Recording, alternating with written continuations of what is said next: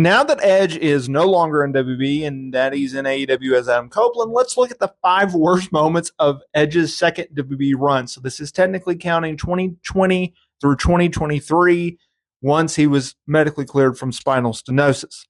At number 5, it's the Judgment Day going spiritual. Yeah, that happened. Edge's heel turn seemed promising initially, but his character and the Judgment Day faction, well, it just felt off. Before it could gain momentum, the group turned against him, sparking just an endless feud. They brought in Dominic Mysterio and Finn Balor. The logic behind the betrayal made no sense at the time, considering Edge had led them to success just the previous night. And at this point, Edge's career had lost its direction because Vince McMahon was trying to make it a spiritual group. And Edge just wanted to elevate the likes of Rhea Ripley and Damian Priest at the time. And he wanted out. And so that's what happened. At number 4, it's when he was dumped out of the Royal Rumble in 2023 when he returned. Yeah, Edge returned at this event after being absent for months due to an attack from the Judgment Day, just what we just talked about. Although it was his 3rd return, this one was expected. He started out strong, but the Judgment Day worked together and eventually eliminated him in just over a minute. Despite some members being eliminated already, it was disappointing to see Edge's involvement just simply go to waste. It would have been a great way to see him share the ring with the likes of Gunther and Cody Rhodes and other wrestlers that he just has not wrestled before. But instead, they just jumped the gun and had him eliminate him right out of the gate. Could have achieved both by continuing his program, but also allowing him to share the ring and put a spotlight on younger, upcoming talent and giving them a rub with a veteran in Edge. And number 3, it's Broodbath. Yeah. Edge and Beth Phoenix, they had a feud with Miz and Maurice. And it's one of the worst in his second run.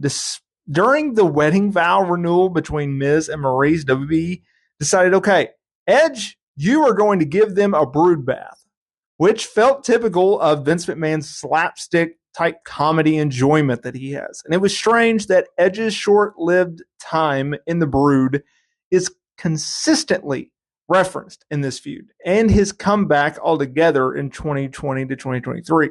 While some fans may have found the brood bath funny as they dumped a bunch of fake blood on the married couple, many felt it was just a disappointing segment and kind of redundant. At number 2, it's Backlash 2020. The Edge and Randy Orton match at Backlash this year during the pandemic, it was highly enjoyable. However, there were some negative aspects to it because WWE had to reshoot certain moves during the match, resulting in Edge getting hurt. The injury forced him to be out of action for months, the whole rest of the year. And it was disappointing that after waiting 9 whole years and only seeing 3 matches from the WWE Hall of Famer, he was already sidelined once again. This was during the pandemic. There was no live crowd. It was a pre-taped show. And they were redoing, I think, the RKO finisher. And he just tore his pec or his bicep to one or the other. Someone will let me know that I'm an idiot down in the commentary below, but still, it sucked for him. At number 1, it's the return singles match that he had with Randy Orton. Yeah, you know what I'm talking about. Edge's first singles match since he had returned was against Randy Orton at WrestleMania 36 in 2020 during the pandemic. And because of it, it took place behind closed doors with no live crowd and pre-taped. Unfortunately, though, despite the fact that WWE having the ability to edit out a lot of boring stuff, it just turned into just a boring brawl that dragged from the ring to the parking lot to the backstage area and all over the place. Had no direction. And being one of the longest singles matches in WrestleMania history. And unfortunately, it still feels like it's going on to this day.